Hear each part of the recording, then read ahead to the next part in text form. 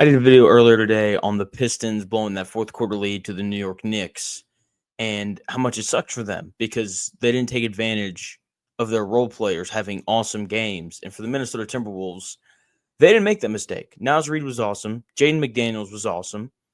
And they took full advantage of it, and they blew the Lakers out in game one. Jaden Daniels obviously led the way, 25 points, 11 of 13 shooting, 3 of 3 from 3.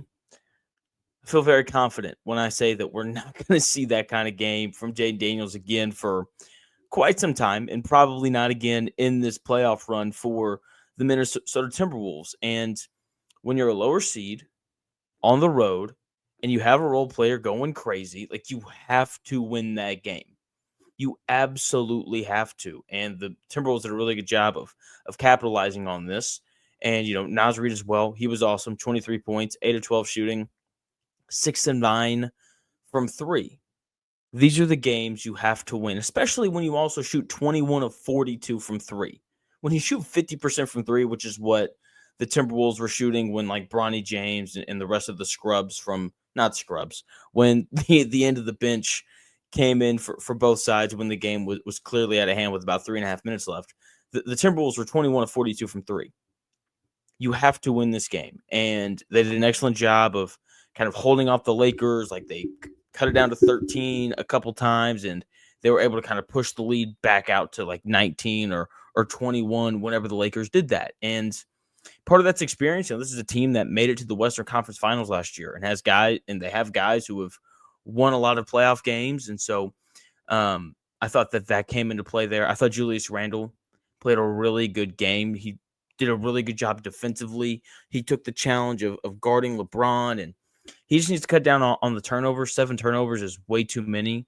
Luckily for the Timberwolves, outside of Randle, they only committed 3 other turnovers. So that number's at 10. That's probably a little higher than what you want, but it definitely could have been a lot worse when a guy who has the ball a lot, Julius Randle, turns it over 7 times. Your team usually turns it over more than just 10. I know he only scored 16 points, but Julius Randle, I think, has a little bit of Russell Westbrook in him, where he just tries to do a little bit too much sometimes. And I thought tonight he did a really good job of just taking whatever the Lakers wanted to give him. He had a couple really good, important rebounds whenever they were kind of teetering a little bit, whenever the Lakers were making runs. I thought he had good, timely rebounds, and I thought the defense was excellent.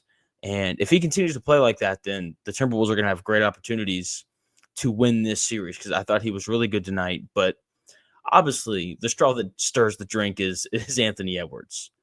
He did everything. 22 points, 8 rebounds, and 9 assists. He couldn't have played any better than what he did. He shot the ball well, 4 of 9 from 3, got to the rim. Didn't finish as well as he probably wanted to, but still finished with 22 points on the night. And it's just really cool seeing players get better, because last year, when they played against the Mavericks in the Western Conference Finals, the Mavericks put 2 on Anthony Edwards, and he didn't always make the right decision.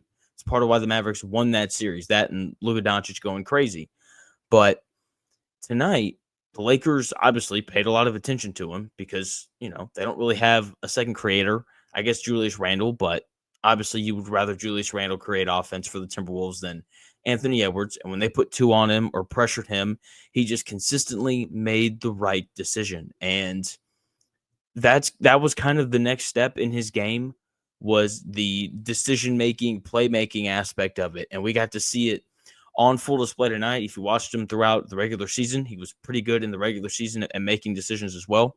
So I thought he was amazing. And if he continues playing like that and making the right decisions, then that just makes the Timberwolves much, much more difficult to beat. Now, for the Lakers, they have to defend the three-point line better, obviously. I know part of it was the Timberwolves were hot, but they had a lot of open looks, and you can't be giving up wide open threes in the playoffs. You just can't do that if you want to win. So that has to be better. They got out-rebounded, and they lost the turnover battle. They got out-rebounded by 6, lost the turnover battle by 3. You can't turn the ball over 13 times. That's just that's way too many. And if you lose the turnover battle and you get out-rebounded, chances are you're not going to win, because your opponent is going to get more shots on goal than you are.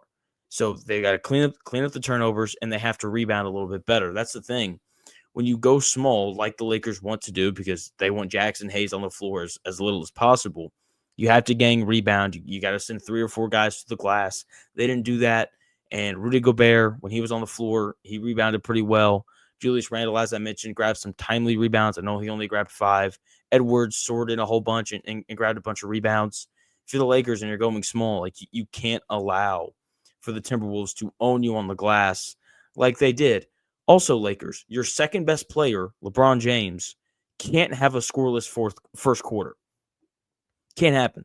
He can't have a scoreless quarter, period. That is unacceptable. And I get it. He is 40 years old. And during the regular season, once they brought Luka over, he was able to get away with that a little bit, let Luka kind of do his thing. Can't do that in playoffs. He has to be active the entire game. And I get it. He's 40, and it's probably unfair that we're holding him to this standard. But we saw him in the regular season when they had Anthony Davis, and he was really their only on-ball creator, him and Austin Reaves. Like, we saw him be active for 4 quarters and really look to score. And, like, they need that version of him again, even if it takes away a little bit from Luka, because, having LeBron's great, but he has to be LeBron in order for it to be as great as what everyone kind of expects for it to be. So I expect him to be much more aggressive in game 2 and to not have any scoreless quarters. The last thing that I don't know how the Lakers fix. LeBron James has said something that is true multiple times about this roster and the teams that they play.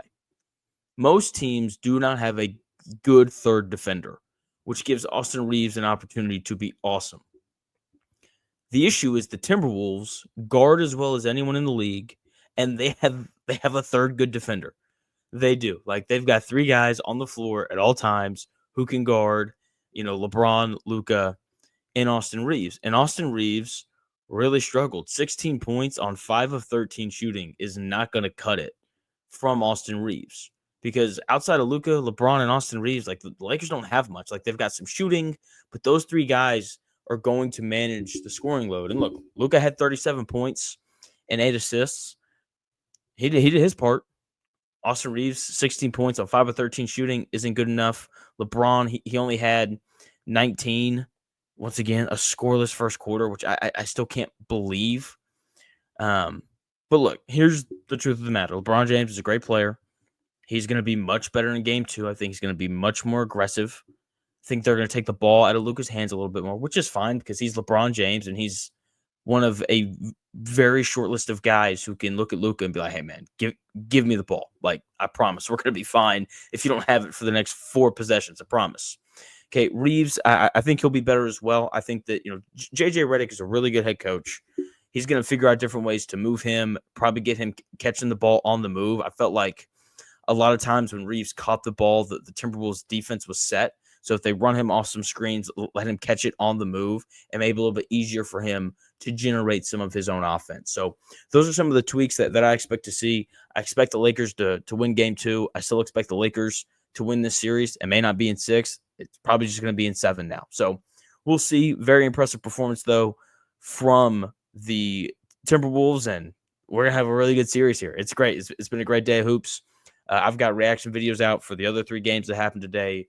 Pacers, Bucks, Clippers, Nuggets, and Pistons, Knicks. I'm going to keep doing these throughout the entire playoffs, and hopefully you subscribe and you enjoy them all. Thank you so much for watching, and I'll talk to you again soon.